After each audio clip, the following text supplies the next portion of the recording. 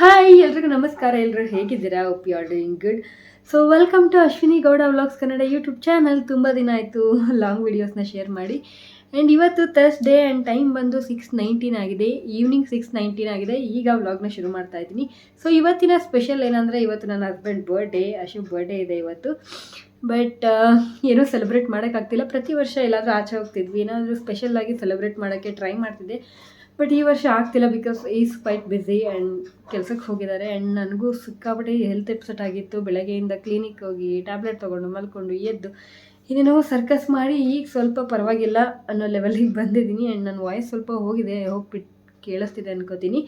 And ಪ್ರತಿ ವರ್ಷ ಏನಾಗ್ತಿತ್ತು ಅಂದರೆ, ಬೇರೆ ಯಾವುದೋ ದಿನ ಬರ್ಡೇ ಇರೋದು. ಸೊ ಅವ್ರಿಗೆ ನಾನ್ ವೆಜ್ ಯೂಶಲಿ ಸಿಕ್ಕಾಪಟ್ಟೆ ಇಷ್ಟ. ಸೊ ಅವ್ರಿಗೇನೆಲ್ಲ ಇಷ್ಟ ನಾನ್ ವೆಜ್ ಮಾಡಿಕೊಡ್ತಾ ಇದ್ದೆ, ಖುಷಿ ಪಡ್ತಾಯಿದ್ರು. ಬಟ್ ಈ ವರ್ಷ ಗುರುವಾರ ಇರೋದ್ರಿಂದ ನಾವು ನಾನ್ ವೆಜ್ ಮಾಡೋದಿಲ್ಲ, ತಿನ್ನೋದಿಲ್ಲ. ಹಾಗಾಗಿ ನಾನ್ ವೆಜ್ಜನ್ನು ಮಾಡೋಕ್ಕಾಗ್ತಿಲ್ಲ ಆ್ಯಂಡ್ ಸೆಲೆಬ್ರೇಟ್ ಕೂಡ ಮಾಡೋಕ್ಕಾಗ್ತಿಲ್ಲ. ಬಿಕಾಸ್ ಬೆಳಗ್ಗೆಯಿಂದ ನನಗೆ ಅಟ್ಲೀಸ್ಟ್ ಒಂದು ಕೇಕ್ ಕಟ್ ಮಾಡಿಸೋಕ್ಕೂ ಸಹ ನನ್ನ ಕೈಗೆ ಸಿಕ್ಕಿಲ್ಲ. ಕೆಲಸ ಅಂತ ಬ್ಯುಸಿ ಇದ್ದಾರೆ.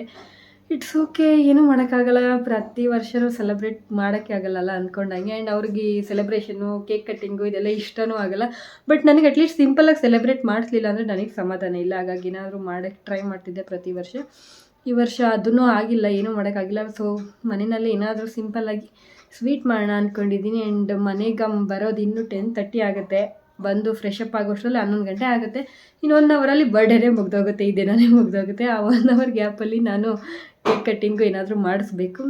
ಏನೂ ಮಾಡೋಕ್ಕಾಗಲ್ಲ. ಮನುಷ್ಯನಿಗೆ ಜವಾಬ್ದಾರಿಗಳು ಜಾಸ್ತಿ ಆಗ್ತಾ ಹೋದಾಗೆ ಅವ್ರಿಗೆ ತಮ್ಮ ಬರ್ಡೇ, ತಮ್ಮ ಆ್ಯನಿವರ್ಸರಿ ಇದ್ರ ಮೇಲೆಲ್ಲ ಇಂಟ್ರೆಸ್ಟ್ ಕಡಿಮೆ ಆಗ್ತಾ ಹೋಗುತ್ತೆ.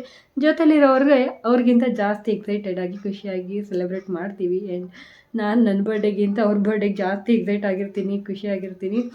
ಸೊ ನನ್ನ ಕೈಲಿ ಏನಾಗುತ್ತೋ ಅಷ್ಟು ಸಿಂಪಲ್ಲಾಗಾದರೂ ಸೆಲೆಬ್ರೇಟ್ ಮಾಡೋಕ್ಕೆ ಟ್ರೈ ಮಾಡ್ತಿದ್ದೆ. ಬಟ್ ಈ ವರ್ಷ ಏನೂ ಆಗ್ತಿಲ್ಲ, ಅದೇ ಬೇಜಾರು. ನನಗೂ ಹುಷಾರಿಲ್ದಿರೋ ಕಾರಣ ನನಗೇನು ಮಾಡೋಕ್ಕಾಗಲಿಲ್ಲ. ಆ್ಯಂಡ್ ಅವರು ಸ್ವಲ್ಪ ಬ್ಯುಸಿ ಇರೋದ್ರಿಂದ ಏನೂ ಮಾಡೋಕ್ಕಾಗಲಿಲ್ಲ. ಬಟ್ ಇಟ್ಸ್ ಓಕೆ, ಎಲ್ಲ ವರ್ಷವೂ ಒಂದೇ ಥರ ಇರೋಕ್ಕಾಗಲ್ಲ ಅಲ್ವಾ. ಪರವಾಗಿಲ್ಲ, ಇರೋದ್ರಲ್ಲೇ ಏನಾಗುತ್ತೋ ಅದನ್ನೇ ಮಾಡಿ ಖುಷಿ ಪಡಿಸೋಣ ಅಂದ್ಕೊಂಡಿದ್ದೀನಿ. ಸೊ ಬನ್ನಿ ಇವತ್ತಿನ ವ್ಲಾಗ್ನ ಶುರು ಮಾಡೋಣ. ಆ್ಯಂಡ್ ಇನ್ನೂ ಯಾರೆಲ್ಲ ನನ್ನ ಯೂಟ್ಯೂಬ್ ಚಾನಲ್ಗೆ ಸಬ್ಸ್ಕ್ರೈಬ್ ಆಗಿಲ್ಲ, please do subscribe Ashwini Gowda vlogs Kannada YouTube channel and support ಮಾಡಿ ಅಂತ ಕೇಳ್ಕೊತೀನಿ. ಬನ್ನಿ ಇವತ್ತಿನ ವ್ಲಾಗ್ನ ಶುರು ಮಾಡೋಣ. ಸೊ ಮನೆಯಲ್ಲೇ ಸಿಂಪಲ್ಲಾಗಿ ಫ್ರೂಟ್ ಕಸ್ಟರ್ಡ್ ಮಾಡೋಣ ಅಂತ ಡಿಸೈಡ್ ಮಾಡಿ ಹಣ್ಣುಗಳನ್ನ ಕಟ್ ಮಾಡ್ತಾ ಇದ್ದೀನಿ. ಅಶುಗೆ ಫ್ರೂಟ್ ಕಸ್ಟರ್ಡ್ ತುಂಬ ಇಷ್ಟ ಆಗುತ್ತೆ, ಹಾಗಾಗಿ ಮಾಡ್ತಿದ್ದೀನಿ. ಈ ಹಣ್ಣುಗಳನ್ನ ಕಟ್ ಮಾಡಬೇಕಾದ್ರೆ ಒಂದು ವಿಷಯ ನಿಮ್ಮ ಜೊತೆ ಹೇಳಬೇಕು ಅಂತ ಅನ್ನಿಸ್ತು. ನೀವು ಆ್ಯಪಲ್ನ ಕಟ್ ಮಾಡಬೇಕಾದ್ರೆ ಗಮನಿಸಿರ್ತೀರಾ ಅಂದ್ಕೊತೀನಿ. ಈ ಆ್ಯಪಲ್ ಮೇಲೆ ಒಂದು ವೈಟ್ ಕಲರ್ ಮೇಣದ ಥರ ಇರುತ್ತೆ. ಅದನ್ನು ಮೇ ಬಿ ಫ್ರೆಶ್ ಆಗಿರಬೇಕು ಅಥವಾ ಕಲರ್ಫುಲ್ಲಾಗಿ ಕಾಣಲಿ ಅಂತ ಹಾಕಿರ್ತಾರೆ ಅನಿಸುತ್ತೆ. ಸೊ ಪ್ರತಿ ಸರಿ ನೀವು ಆ್ಯಪಲ್ ತಿನ್ನೋ ಮುಂಚೆ ಈ ಥರ ಚಾಕುವಿನಲ್ಲಿ ಮೇಲ್ಗಡೆ ಎರೇಸ್ ಮಾಡಿ ನೋಡಿ ಎಷ್ಟು ವೈಟ್ ಕಲರ್ ಸಿಗುತ್ತೆ ಅಂತ. ಸೊ ತಿನ್ನಬೇಕಾದ್ರೆ ಪ್ಲೀಸ್ ಇದನ್ನು ನೀಟಾಗಿ ಎರೇಸ್ ಮಾಡಿ ವಾಶ್ ಮಾಡಿ ತಿನ್ನಿ, ಇಲ್ಲಾಂದರೆ ನಿಜವಾಗ್ಲೂ ಹೆಲ್ತ್ ಅಪ್ಸೆಟ್ ಆಗುತ್ತೆ. ಎಷ್ಟು ಕೆಮಿಕಲ್ ಯೂಸ್ ಮಾಡಿರ್ತಾರೆ ನೋಡಿ ತಿನ್ನೋ ಹಣ್ಣುಗಳಿಗೂ ಸಹ. ಏನೂ ಮಾಡೋಕ್ಕಾಗಲ್ಲ, ಅವರು ವ್ಯಾಪಾರ ದೃಷ್ಟಿಯಿಂದ ಮಾಡಿರ್ತಾರೆ. ಫ್ರೂಟು ಫ್ರೆಶ್ ಆಗಿರಲಿ ಅಂತನೋ ಅಥವಾ ಬ್ರೈಟಾಗಿ ಕಾಣಲಿ ಅಂತ ಮಾಡ್ತಾರೆ ಅಂತ ಅಂದ್ಕೊತೀನಿ. ನೀಟಾಗಿ ವಾಶ್ ಮಾಡ್ಕೊಂಡು ತಿನ್ನಬೇಕು. ಸೊ ನಾನಿಲ್ಲಿ ಫ್ರೂಟ್ಸ್ಗಳನ್ನ ಕಟ್ ಮಾಡಿ ಇಟ್ಕೊಂಡಿದ್ದೀನಿ.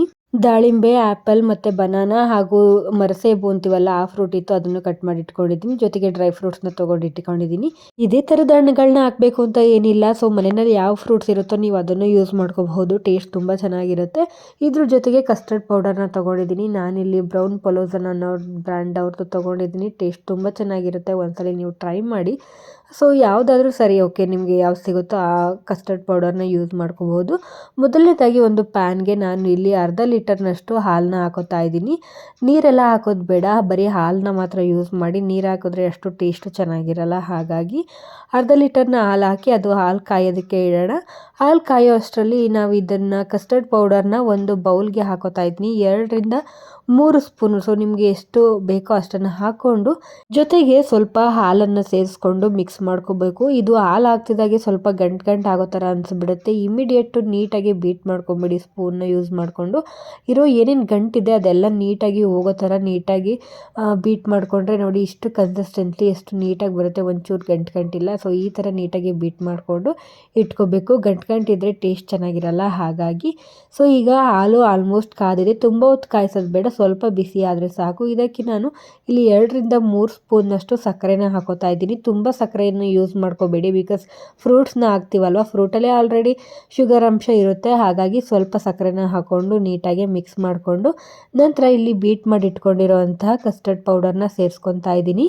ಬಿಸಿ ಇರುವಂತಹ ಹಾಲಿಗೆ ನಾವು ಕಸ್ಟರ್ಡ್ ಪೌಡರ್ನ ಹಾಕೋದ್ರಿಂದ ಇಮಿಡಿಯೇಟ್ ಅದು ಗಟ್ಟಿ ಆಗಿಬಿಡುತ್ತೆ, ಇಲ್ಲಾಂದರೆ ಗಂಟು ಆಗಿಬಿಡುತ್ತೆ. ಹಾಗಾಗಿ 1 ಸೆಕೆಂಡು ಸಹ ವೇಸ್ಟ್ ಮಾಡ್ದೇನೆ ನೀಟಾಗಿ ಮಿಕ್ಸ್ ಮಾಡ್ತಾನೆ ಇರಬೇಕು. 5-10 ನಿಮಿಷ ಮಿಕ್ಸ್ ಮಾಡಿದ್ರೆ ಸಾಕು. ನೋಡ್ತಿರಬಹುದು ಹಾಲಿನ ಕ್ವಾಂಟಿಟಿ ಕಡಿಮೆ ಆಗಿದೆ. ಸೊ ಕಡಿಮೆ ಆದಮೇಲೆ ನೀವು ಸ್ಟವ್ನ ಆಫ್ ಮಾಡಿ ಒಂದು 10-15 ನಿಮಿಷ ಇದು ತುಂಬ ಫುಲ್ಲು ತಣ್ಣಗಾಗೋವರೆಗೂ ಬಿಡಬೇಕು. ಸೊ ತಣ್ಣಗಾದಮೇಲೆ ಕಟ್ ಮಾಡಿ ಇಟ್ಕೊಂಡಿರೋವಂಥ ಫ್ರೂಟ್ಗಳನ್ನ ಮತ್ತು ಡ್ರೈ ಫ್ರೂಟ್ಸ್ಗಳನ್ನೆಲ್ಲ ಸೇರಿಸ್ಕೋಬೇಕು. ನೀವು ನೀಟಾಗಿ ತಣ್ಣಗಾಗೋ ಮುಂಚೆನೇ ಫ್ರೂಟ್ಸ್ನೆಲ್ಲ ಹಾಕಿದ್ರೆ ಟೇಸ್ಟ್ ಚೆನ್ನಾಗಿರಲ್ಲ. ಹಾಗಾಗಿ ನೀಟಾಗಿ ಫುಲ್ಲು ತಣ್ಣಗಾದ್ಮೇಲೆ ನೀವು ಫ್ರೂಟ್ನ ಸೇರಿಸ್ಕೊಂಡು ನೀಟಾಗಿ ಮಿಕ್ಸ್ ಮಾಡ್ಕೋಬೇಕು. ಫ್ರೂಟ್ನೆಲ್ಲ ಹಾಕಿ ಮಿಕ್ಸ್ ಮಾಡ್ಕೊಂಡಾದಮೇಲೆ ಇದಕ್ಕೆ ಸ್ವಲ್ಪ ಏಲಕ್ಕಿ ಪೌಡರ್ನ ಸೇರಿಸ್ಕೊಳ್ಳಿ. ನಂದಿಲ್ಲಿ ಅದು ಮಿಸ್ ಆಗಿದೆ, ಹಾಗಾಗಿ ಸೊ ಏಲಕ್ಕಿ ಪೌಡರ್ನ ಹಾಕ್ಕೊಳ್ಳೋದ್ರಿಂದ ಫ್ಲೇವರು ಮತ್ತು ಟೇಸ್ಟ್ ಎರಡು ತುಂಬ ಚೆನ್ನಾಗಿರುತ್ತೆ. ನೀಟಾಗಿ ಮಿಕ್ಸ್ ಮಾಡಿಕೊಂಡು ನಂತರ ಇದನ್ನು ಒಂದು 1 ಅವರಿಂದ 2 ಅವರ್ಸು ಫ್ರಿಡ್ಜ್ನಲ್ಲೇ ಇಡಬೇಕು. ಅದಕ್ಕೂ ಮುಂಚೆನೇ ತಿಂದರೆ ಅಷ್ಟು ಟೇಸ್ಟು ಚೆನ್ನಾಗಿರಲ್ಲ. ಫ್ರಿಡ್ಜಲ್ಲಿ ಇಟ್ಬಿಟ್ಟು ತೊಗೊಂಡು ನಂತರ ಸ್ವಲ್ಪ ಕೋಲ್ಡ್ ಆಗಿರಬೇಕು. ಐಸ್ ಕ್ರೀಮ್ ತಿನ್ನುತ್ತೀವಲ್ಲ ಆ ಥರ ಇರೋ ಥರ ತಿಂದಾಗ ತುಂಬ ಚೆನ್ನಾಗಿರುತ್ತೆ. ನಾನೀಗ ಫ್ರಿಡ್ಜ್ನಲ್ಲಿ ಇಟ್ಟು 2 ಅವರ್ ತೆಗೆದು ಆಚೆ ಇಟ್ಟು ಇವಾಗ ಟೇಸ್ಟ್ ಮಾಡೋಕ್ಕೆ ಅಂತ ತೆಗೆದಿದ್ದೀನಿ. ನಿಜವಾಗ್ಲೂ ಟೇಸ್ಟ್ ತುಂಬ ಚೆನ್ನಾಗಿದೆ. ನೀವು ಒಂದ್ಸಲಿ ಮನೆಯಲ್ಲಿ ಟ್ರೈ ಮಾಡಿ. ಅಡುಗೆ ಕೆಲಸ ಎಲ್ಲ ಮುಗಿಸಿ ಕೇಕ್ ಎಲ್ಲ ತೊಗೊಂಡು ಬಂದು ರೆಡಿ ಮಾಡಿ ಇಟ್ಕೊಂಡು ನಾವೆಲ್ಲರೂ ಅಶು ಬರೋದನ್ನೇ ಕಾಯ್ತಾ ಇದ್ವಿ. ಆಲ್ಮೋಸ್ಟ್ 10:30 ಆಯಿತು ಅವರು ಡ್ಯೂಟಿ ಮುಗಿಸ್ಕೊಂಡು ಮನೆಗೆ ಬಂದಾಗ.